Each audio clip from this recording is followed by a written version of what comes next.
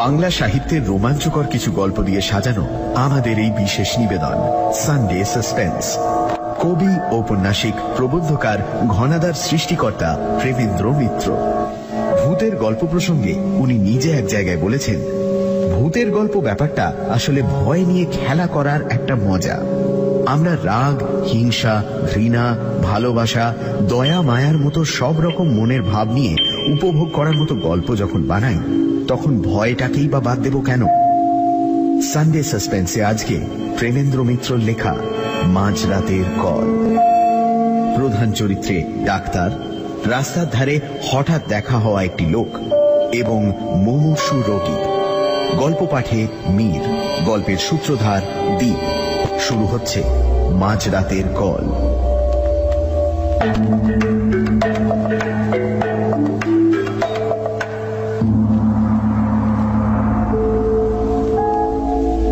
যে 5টা ইন্দ্রিয় দিয়ে আমরা পৃথিবীকে জানি, তাদের ত্রুটি অনেক অনেক রকম ভুল তাদের হয়। তবু আমাদের মতো সাধারণ মানুষের তাদের উপর বিশ্বাস অগাধ। অগাধ বিশ্বাস আমাদের সাধারণ বুদ্ধির ওপর। এই কটা ইন্দ্রিয়ের নাগালের মধ্যে না এলেই আমরা অনায়াসে অনেক কিছুকে উড়িয়ে দিই। বুদ্ধি দিয়ে আমরা কঠিনভাবে সত্য বা মিথ্যা বলে সবকিছুর উপর রায় দিই।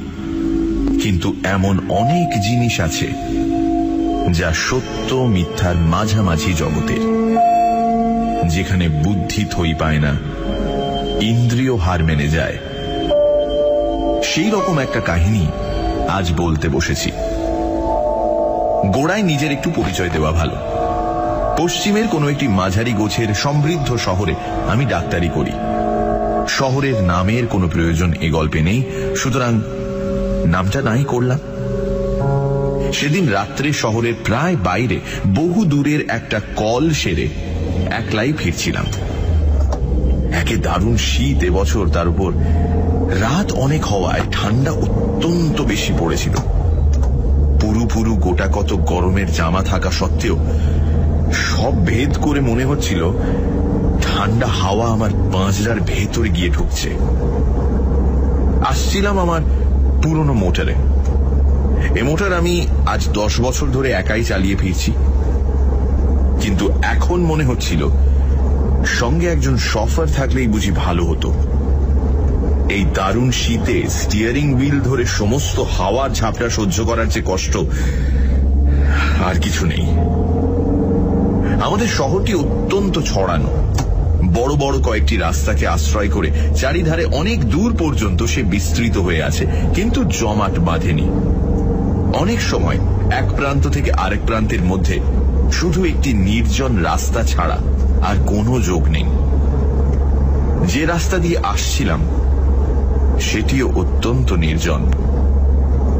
দুধারে মাঝে মাঝে হর্তুকি বা মহুয়া গাছ, আর রাস্তার দুধারে শুধু শূন্য অসমতল মাঠ। তার ভেতর বাড়িঘর নেই বললেই হয়। কে বাড়ি করবে নির্জন জায়গায়? অন্ধকারে অবশ্য এসব কিছুই দেখা যাচ্ছিল না। আমার মোটরের মিটমিটে আলোয় সামনের পথের খানিকটা দেখা যাচ্ছিল মাত্র। যেতে যেতে মনে হচ্ছিল অন্ধকারের সমুদ্রই যেন আমার মোটরের আলোয় কোনো রকমে কেটে চলেছি। শীতের দরুন কষ্ট পেলেও বেশ নিশ্চিন্ত মনেই চলেছিলাম। আমার কারটি পুরনো হলেও মজবুত, বেয়াড়াপন আসে না। আধ ঘন্টার মধ্যেই বাড়ি পৌঁছে গরম লেপের মধ্যে আরাম করে যে শুতে পাবো এ বিষয়ে কোনো সন্দেহ ছিল না। অন্ধকার রাস্তার নিস্তব্ধতার উপর শব্দের ঢেউ তুলে আমার মোটর চলেছে দ্রুত গতিতে। নিজেকে যথাসম্ভব ঢাকাঢুকি দিয়ে রেখে ভেতরে বসে আমি শুধু আমার গরম বিছানাটার আরামের কথাই ভাবছি। ডাক্তারদের মতো পরাধীন আর কেউ নয়। তবু মনে হচ্ছিল একবার বাড়িতে পৌঁছতে পারলে প্রাণের দায় ছাড়া শুধু পয়সার জন্য আর আমায় কেউ বের করতে পারবে না। এখন কোন রকমে 20-25 মিনিট কাটলেই হয়। কিন্তু হঠাৎ অপ্রত্যাশিত এক ঘটনায় সুখ স্বপ্ন আমার ভেঙে গেল। আমার একান্ত সুস্থ সবল মোটর থেকে থেকে কেমন অদ্ভুত একরকম ধাতব আর্তনাদ করতে শুরু করেছে। মোটরের এরকম আচরণের কোনো কারণই খুঁজে পেলাম না। আজ দুপুরেই আমার মোটরের ভালো রকম সেবা শুশ্রূষা হয়ে গেছে। কোন রকম রোগের আভাস তার ভেতর তখন ছিল না। হঠাৎ তার এরকম আকস্মিক বিকারের কারণ তবে কি? এই দারুণ শীতের রাত্রে অন্ধকার নির্জন এই পথের মাঝে মোটরের এই বেয়াড়াপনায় সত্যি ভীত হয়ে উঠলাম। এখনো প্রায় 7-8 মাইল পথ বাকি। রাস্তার মাঝে মোটর সত্যি অচল হয়ে গেলে করব কি? এই রাত্রের ডাকেও সঙ্গে লোক না আনার নির্বুদ্ধিতার জন্য বা নিজের উপরই রাগ হচ্ছিল। সঙ্গে একজন লোক থাকলে তবু বিপদে অনেক সাহায্য পাওয়া যেত। দেখতে দেখতে মোটরের আর্তনাদ আরো বেড়ে উঠল। সঙ্গে সঙ্গে মোটরের বেগও মন্থর হয়ে আসছে বুঝতে পারলাম। মোটর চালনার সমস্ত বিদ্যা প্রয়োগ করেও সুরাহা কিছু করতে পারলাম না। কাতরাতে কাতরাতে খানিক দূর গিয়ে আমার মোটর হঠাৎ রাস্তার মাঝে এক জায়গায় একেবারে থেমে গেল, আর তার নড়বার নাম নেই। চেষ্টার আমি তখনও ত্রুটি করলাম না, কিন্তু আমার পীড়নে অস্ফুটভাবে একটু কাতরোক্তি করে ওঠা ছাড়া আর কোনো সাড়া সে দিল না। ভয়ে দুর্ভাবনায় সত্যিই তখন আমার সমস্ত দেহ আড়ষ্ট হয়ে এসেছে। মোটর ফেলে এই দারুণ শীতের মাঝে 7-8 মাইল জনহীন পথ হেঁটে যাওয়ার কথা তো কল্পনা করা যায় না। এই মাঠের মাঝে মোটরে সারা রাত কাটানো অসম্ভব। এখন উপায়? ডাক্তার বাবু! হঠাৎ বুকের ভেতর হৃৎপিণ্ডটা যেন লাফিয়ে উঠল। এই জনশূন্য পথে এমন সময় কে ডাকলে? আবার শুনতে পেলাম, ডাক্তার বাবু! এদিক ওদিক অন্ধকারে তীক্ষ্ণ দৃষ্টি নিক্ষেপ করে এবার দেখতেও পেলাম পথের ধারে ঝাঁকড়া একটা গাছের পাশে আবছা একটি দীর্ঘ শীর্ণ মূর্তি দেখা যাচ্ছে। হঠাৎ এমন জায়গায় কেমন করে তার উদয় হলো বুঝতে না পারলেও সাড়া দিয়ে বললাম, কে তুমি? মনে তখন আমার একটু আশার রেখাও দেখা দিয়েছে।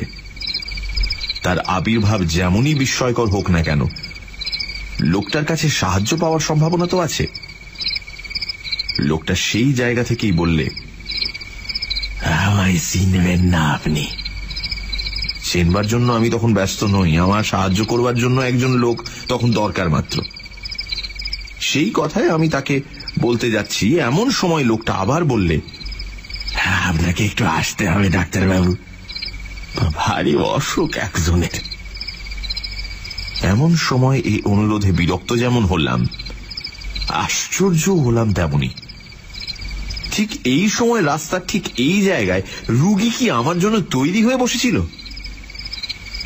লোকটা আমার মনের কথাই যেন আঁচ করে বললে, হে ভগবানের দয়া ডাক্তারবাবু, এমন সময় আপনাকে এখানে পাবো স্বপ্নেও ভাবিনি। অথচ না পেলে কি বিপদই সে হতো। বেশি কথাবার্তা তখন আর ভালো লাগছিল না। একটু বিরক্ত হয়েই বললাম, কোথায় তোমার রুগী? লোকটা এবার নিঃশব্দে অন্ধকারের ভেতর একদিকে হাত বাড়িয়ে নির্দেশ করল। সেদিকে চেয়ে দেখলাম সত্যি দূরে একটা বাড়ির আলো যেন দেখা যাচ্ছে। এরকম নির্জন প্রান্তরের মাঝে এরকম বাড়ি খুব কমই থাকে। হঠাৎ এরকম জায়গায় এমন সময়ে যাওয়াও একটু বিপজ্জনক। তবে শত্রু আমার কেউ তো নেই, এবং সঙ্গে টাকা কড়িও নিতান্ত সামান্য, এই যা ভরসা। একটু ভেবে নিয়ে জিজ্ঞাসা করলাম, কি অসুখ? উত্তর এলো, জানি না ডাক্তারবাবু, কিন্তু অত্যন্ত সংকীর্ণ অবস্থা, তাড়াতাড়ি না গেলে বোধহয় বাঁচানো যাবে না।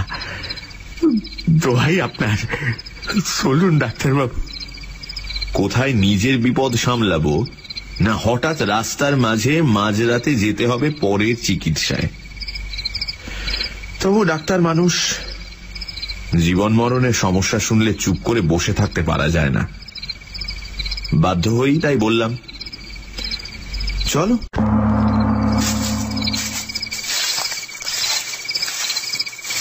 মাঠের ওপর দিয়ে সরু একটা পথ, অন্ধকারে ভালো দেখাই যায় না।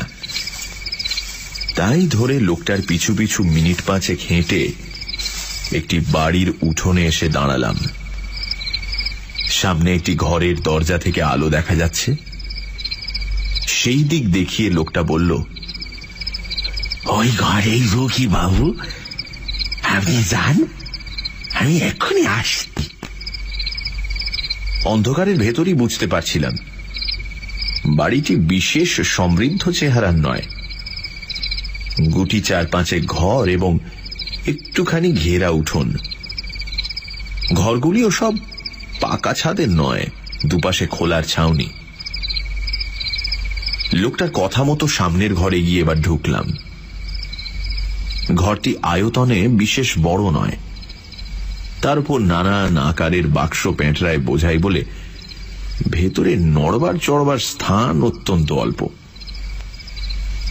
দরজার মুখোমুখি একটি জানালা, সেই জানালার ধারে মিটমিট করে একটি কেরোসিনের লণ্ঠন জ্বলছে। সেই আলোতেই অস্পষ্টভাবে দেখা গেল দরজার বাঁ ধারে একটি চারপায়ায় অত্যন্ত শীর্ণ এক ভদ্রলোক শুয়ে আছেন। আমি ঘরে ঢুকতেই ক্ষীণ স্বরে তিনি বললেন, এসেছেন ডাক্তারবাবু, আপনার দয়া কখনো ভুলব না, বসুন। ঘরের ভেতর এদিক ওদিক চেয়ে বসবার জায়গায় একটি মাত্র দেখতে পেলাম। জানালার কাছে চারপায়া থেকে অনেক দূরে একটি বেতের মোড়া। সেইটাই টেনে চারপায়ার কাছে বসবার উদ্যোগ করতে ভদ্রলোক আবার ক্ষীণ স্বরে বললেন, বসুন বসুন, ওইখানে বসুন। আগে আমার রোগের কথা বলি, শুনুন। একটু হেসে এবার সেইখানেই বসলাম। রোগীদের নানা অদ্ভুত বাতিকের সঙ্গে আমার যথেষ্ট পরিচয় আছে। বুঝলাম খানিকক্ষণ ধরে নিজের রোগ সম্বন্ধে ভদ্রলোকের নানা মতামত আমায় এখন শুনতে হবে, না শুনলে নিস্তার নেই। ক্ষীণ স্বরে প্রথমেই তিনি আরম্ভ করলেন, আমার রোগ কি সারাতে পারবেন ডাক্তারবাবু? পারবেন আমাকে বাঁচাতে? একটু হেসে বললাম, সেই চেষ্টা করাই তো আমাদের কাজ, আর বাঁচবেন নাই বা কেন? একটু অদ্ভুত হাসির আওয়াজ এলো খাট থেকে।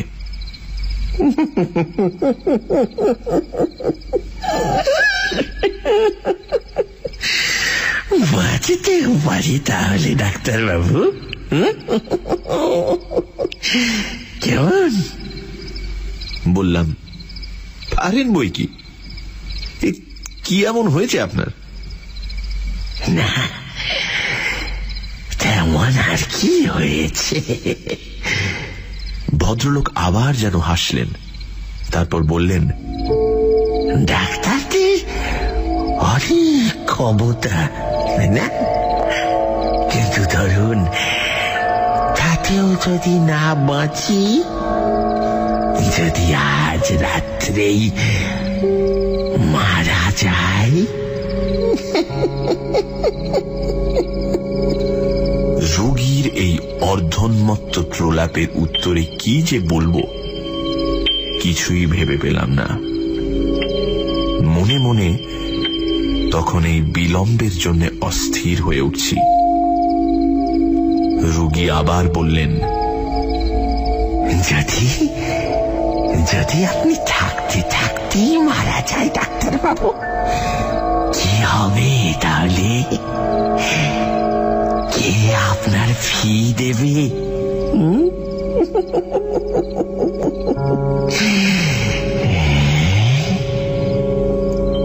আচ্ছা, পাগল রোগীর পাল্লায় তো পড়া গেছে। বললাম, যদি নেহাতি তাই হয় তাহলে ফি না হয় নাই পেলাম। আমরা শুধু ফির জন্যই সবসময় আসি না। তা বটে, তা বটে। পৃথিবীতে ভালো লোক, পৃথিবীতে মনুষ্যত্ব তাহলে এখনো আছে না ডাক্তারবাবু? কিন্তু ফির ব্যবস্থা আমি করে রেখেছি ডাক্তারবাবু। হঠাৎ যদি মরে যাই তাহলে ওই বাক্সটি খুলে ফেলবেন, বুঝেছেন ডাক্তারবাবু? ওই বেতের ছোট্ট বাক্সটি, ওই বাক্সটি। ভদ্রলোকের স্বর আরো মৃদু হয়ে এলো। ওই বাক্স থেকে আপনার প্রাপ্য টাকা নেবেন, আরো একটা জিনিস নেবেন ডাক্তারবাবু। বলুন,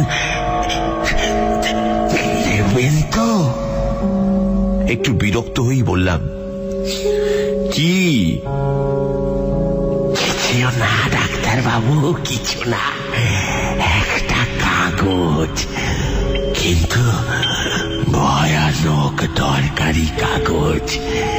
এই কাগজ যে ওখানে আছে শুধু আমি জানি, আর আপনি এখন জানলেন, আর কেউ জানে না। জানলে আর ওখানে ওটা থাকতো না। ভদ্রলোক একটু চুপ করে থেকে একটু হেসে আবার বললেন, এ বাড়িতে কাউকে দেখতে না পেয়ে ভাববেন না যেন আমার কেউ নেই। আমার অনেক আত্মীয় আছে, ওত পেতে আছে আমার মরার অপেক্ষায়। শুধু শুধু তাদের বিশ্বাস আজ আমি হয়তো মরব না। তাদের বিশ্বাস মরবার আগে আর আমি কিছু করব না, তারাই পাবে সব। আমি এবার বলতে যাচ্ছিলাম, আপনার অসুখটা সম্বন্ধে। অসুখ তো দেখবেনি, তার আগে আর একটা কথা বলিনি। ওই কাগজটি আমার উইল ডাক্তারবাবু, আমার ছেলের নামে উইল। সে ছেলেকে আমি ত্যায্য পুত্র করেছিলাম একদিন, কোথায় আছে তাও জানি না। কিন্তু জানেনি তো, রক্ত জলের চেয়ে ঘন। আর বেশিক্ষণ অপেক্ষা করা যায় না। মোড়া থেকে উঠে পড়ে আমি বললাম, এইবার আমি দেখতে পারি? খাট থেকে আওয়াজ এলো, দেখুন। আমি খাটের কাছে এগিয়ে গিয়ে রোগীর নাড়ি দেখবার জন্য হাতটা তুলে ধরলাম, এবং পর মুহূর্তেই সেই দারুণ শীতের ভেতরও আমার সমস্ত দেহ ঘেমে উঠল। সে হাত বরফের মতো ঠান্ডা। রোগী মৃত। শুধু মৃত হলে এতখানি আতঙ্কের আমার বোধহয় কারণ থাকতো না, কিন্তু কিন্তু ব্যাপার যে আলাদা। ডাক্তারি শাস্ত্রে যদি কিছু সত্য থাকে, তাহলে এই রোগী এইমাত্র কখনোই মারা যায়নি। তার মৃত্যু হয়েছে অনেক আগে, কয়েক ঘন্টা আগে। সমস্ত দেহ তার কঠিন। উন্মাদের মতো আরো খানিকক্ষণ পরীক্ষা করলাম। না, ভুল আমার হতেই পারে না। কিন্তু তাহলে এ ব্যাপারের অর্থ কি? তখন কিন্তু স্থিরভাবে কোনো চিন্তা করবার আর আমার ক্ষমতা নেই। আতঙ্কে আমার বুকের স্পন্দন পর্যন্ত যেন থেমে আসছে। হঠাৎ জানালার কাছে বাতিটা দপ দপ করে নেচে উঠল। সেটা একবার নেড়ে দেখলাম, তাতে তেল এক ফোঁটাও নেই। প্রান্তরের মাঝে নিস্তব্ধ নির্জন বাড়িতে এই ভয়ঙ্কর অবস্থায় আমি একা। এই বাতির আলোটুকুই যেন আমার একমাত্র সহায় ছিল, তাও নিভতে চলেছে দেখে আমি দ্রুত পদে ঘর থেকে বেরিয়ে পড়লাম। বুঝতে পারলাম পেছনে আলোটা আর কয়েকবার নেচে নিভে গেল। তখন আমি উঠোন ছাড়িয়ে এসেছি প্রায়। কিভাবে তারপর অন্ধকার প্রান্তরের ভেতর দিয়ে ছুটতে ছুটতে এসে মোটরে উঠেছিলাম তা আমার মনে নেই। মোটর চালিয়ে শহরের মাঝ বরাবর আসবার পর আমার যেন স্বাভাবিক জ্ঞান ফিরে এলো। সবচেয়ে আশ্চর্য ব্যাপার মনে হলো, মোটরের এই চলা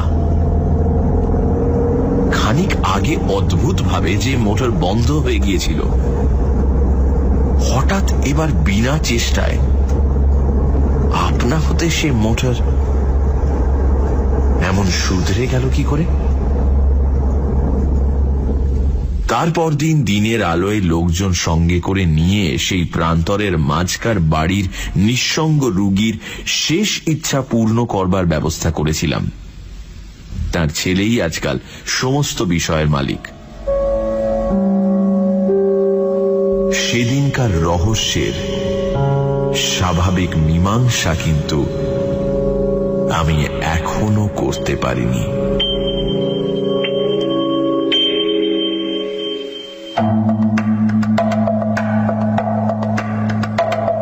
শুনছিলেন মাঝরাতের কল।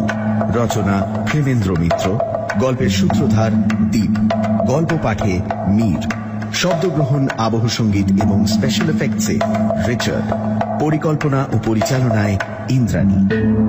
রেডিও মির্চির তরফ থেকে আন্তরিক ধন্যবাদ লেখক পুত্র শ্রী মৃন্ময় মিত্রকে আমাদের পাশে থাকার জন্য। আগামী সপ্তাহে ঠিক এই সময় আরো একটি রোমাঞ্চকর গল্প নিয়ে হাজির হবে সানডে সাসপেন্স। রোগ সম্বন্ধে ভদ্রলোকের নানা মতামত আমায় এখন শুনতে হবে, না শুনলে নিস্তার নেই। ক্ষীণ স্বরে প্রথমেই তিনি আরম্ভ করলেন, আমার রোগ কি সারাতে পারবেন ডাক্তারবাবু? পারবেন আমাকে বাঁচাতে? একটু হেসে বললাম,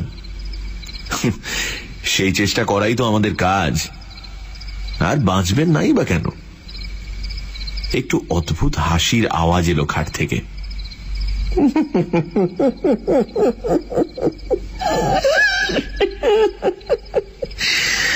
বাঁচতে পারি তাহলে ডাক্তারবাবু? কেমন? বললাম, পারেন বই কি। কি এমন হয়েছে আপনার? না, তেমন আর কি হয়েছে। ভদ্রলোক আবার যেন হাসলেন, তারপর বললেন, ডাক্তারদের অনেক ক্ষমতা না, কিন্তু ধরুন তাতেও যদি না বাঁচি, যদি আজ রাত্রেই মারা যায়। রোগীর এই অর্ধন্মত্ত প্রলাপের উত্তরে কি যে বলবো কিছুই ভেবে পেলাম না। মনে মনে তখন এই বিলম্বের জন্য অস্থির হয়ে উঠছি। রোগী আবার বললেন, যদি আপনি থাকতে থাকতেই মারা যায় ডাক্তারবাবু, কি হবে তাহলে? কে আপনার ফি দেবে?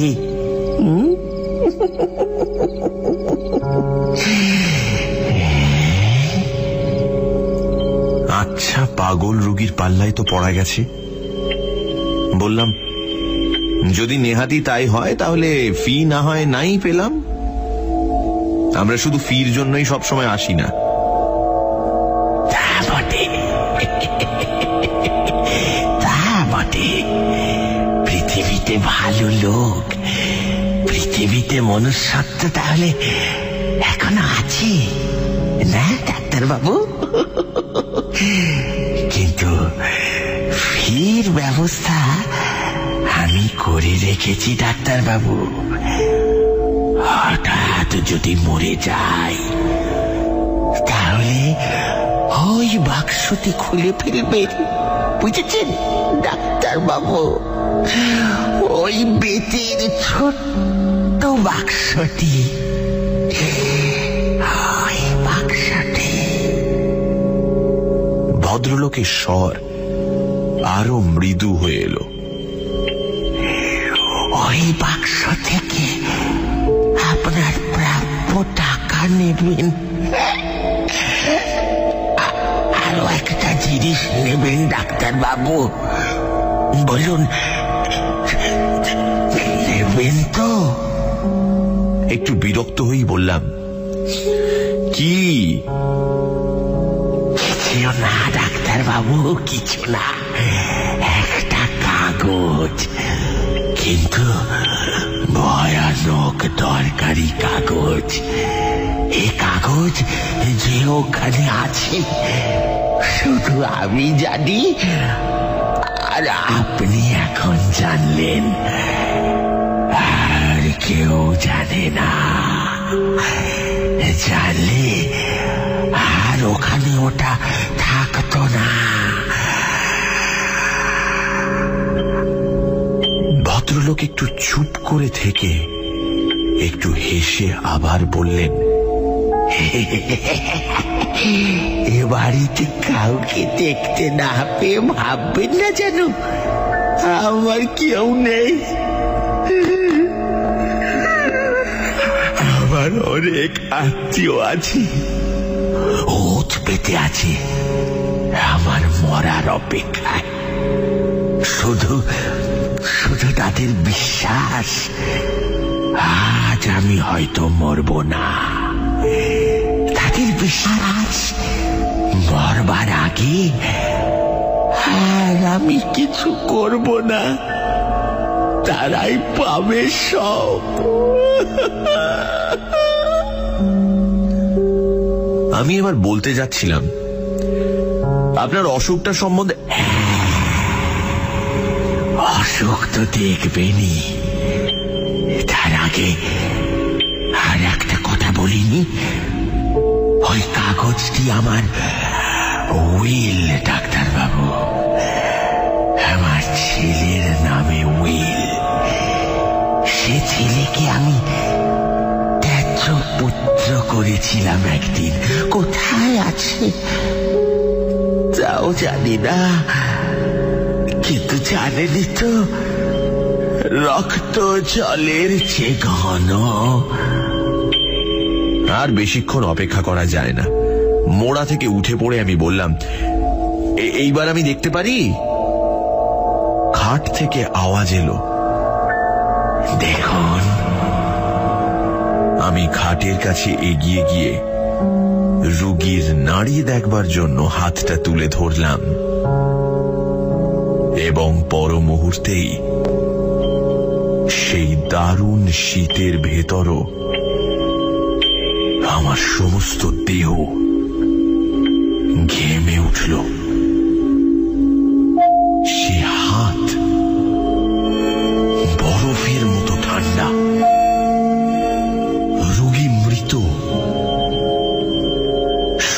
মৃত হলে এতখানি আতঙ্কের আমার বোধহয় কারণ থাকতো না, কিন্তু ব্যাপার যে আলাদা। ডাক্তারি শাস্ত্রে যদি কিছু সত্য থাকে, তাহলে এই রোগী এইমাত্র কখনোই মারা যায়নি। তার মৃত্যু হয়েছে অনেক আগে, কয়েক ঘন্টা আগে। সমস্ত দেহ তার কঠিন। উন্মাদের মতো আরো খানিকক্ষণ পরীক্ষা করলাম। না, ভুল আমার হতেই পারে না। কিন্তু তাহলে এ ব্যাপারের অর্থ কি? তখন কিন্তু স্থিরভাবে কোনো চিন্তা করবার আর আমার ক্ষমতা নেই। আতঙ্কে আমার বুকের স্পন্দন পর্যন্ত যেন থেমে আসছে। হঠাৎ জানালার কাছে বাতিটা দপ দপ করে নেচে উঠল। সেটা একবার নেড়ে দেখলাম, তাতে তেল এক ফোঁটাও নেই। প্রান্তরের মাঝে নিস্তব্ধ নির্জন বাড়িতে এই ভয়ঙ্কর অবস্থায় আমি একা। এই বাতির আলোটুকুই যেন আমার একমাত্র সহায় ছিল, তাও নিভতে চলেছে দেখে আমি দ্রুত পদে ঘর থেকে বেরিয়ে পড়লাম। বুঝতে পারলাম পেছনে আলোটা আর কয়েকবার নেচে নিভে গেল। তখন আমি উঠোন ছাড়িয়ে এসেছি প্রায়। কিভাবে তারপর অন্ধকার প্রান্তরের ভেতর দিয়ে ছুটতে ছুটতে এসে মোটরে উঠেছিলাম তা আমার মনে নেই। মোটর চালিয়ে শহরের মাঝ বরাবর আসবার পর আমার যেন স্বাভাবিক জ্ঞান ফিরে এলো। সবচেয়ে আশ্চর্য ব্যাপার মনে হলো, মোটরের এই চলা। খানিক আগে অদ্ভুতভাবে যে মোটর বন্ধ হয়ে গিয়েছিল, হঠাৎ এবার বিনা চেষ্টায় আপনা হতে সে মোটর এমন শুধরে গেল কি করে? তারপর দিন দিনের আলোয় লোকজন সঙ্গে করে নিয়ে সেই প্রান্তরের মাঝকার বাড়ির নিঃসঙ্গ রোগীর শেষ ইচ্ছা পূর্ণ করবার ব্যবস্থা করেছিলাম। তার ছেলেই আজকাল সমস্ত বিষয়ের মালিক। সেদিনকার রহস্যের স্বাভাবিক মীমাংসা কিন্তু আমি এখনো করতে পারিনি।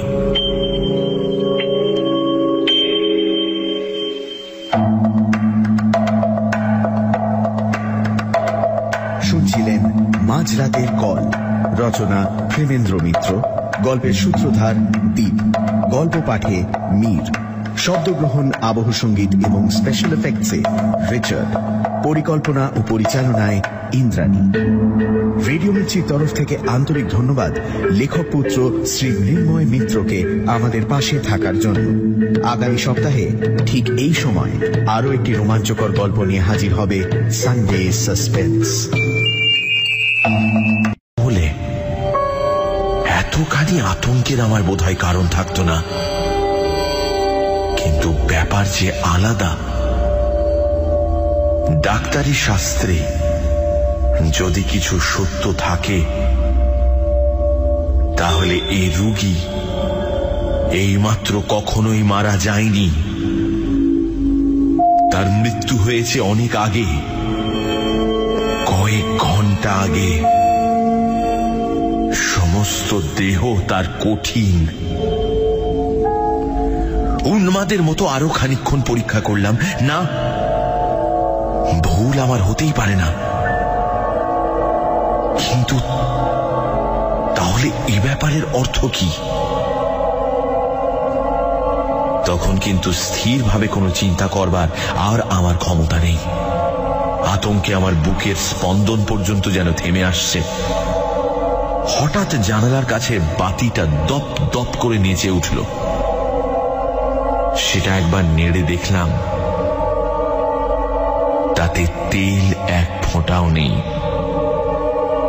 প্রান্তরের মাঝে নিস্তব্ধ নির্জন বাড়িতে এই ভয়ঙ্কর অবস্থায় আমি একা। এই বাতির আলোটুকুই যেন আমার একমাত্র সহায় ছিল, তাও নিভতে চলেছে দেখে আমি দ্রুত পদে ঘর থেকে বেরিয়ে পড়ল। বুঝতে পারলাম পেছনে আলোটা আর কয়েকবার নেচে নিভে গেল। তখন আমি উঠোন ছাড়িয়ে এসেছি প্রায়। কিভাবে তারপর অন্ধকার প্রান্তরের ভেতর দিয়ে ছুটতে ছুটতে এসে মোটরে উঠেছিলাম তা আমার মনে নেই। মোটর চালিয়ে শহরের মাঝ বরাবর আসবার পর আমার যেন স্বাভাবিক জ্ঞান ফিরে এলো। সবচেয়ে আশ্চর্য ব্যাপার মনে হলো মোটরের এই চলা। খানিক আগে অদ্ভুতভাবে যে মোটর বন্ধ হয়ে গিয়েছিল, হঠাৎ এবার বিনা চেষ্টায় আপনা হতে সে মোটর এমন শুধরে গেল কি করে? তারপর দিন দিনের আলোয় লোকজন সঙ্গে করে নিয়ে সেই প্রান্তরের মাঝকার বাড়ির নিঃসঙ্গ রুগীর শেষ ইচ্ছা পূর্ণ করবার ব্যবস্থা করেছিলাম। তার ছেলেই আজকাল সমস্ত বিষয়ের মালিক। সেদিনকার রহস্যের স্বাভাবিক মীমাংসা কিন্তু আমি এখনো করতে পারিনি।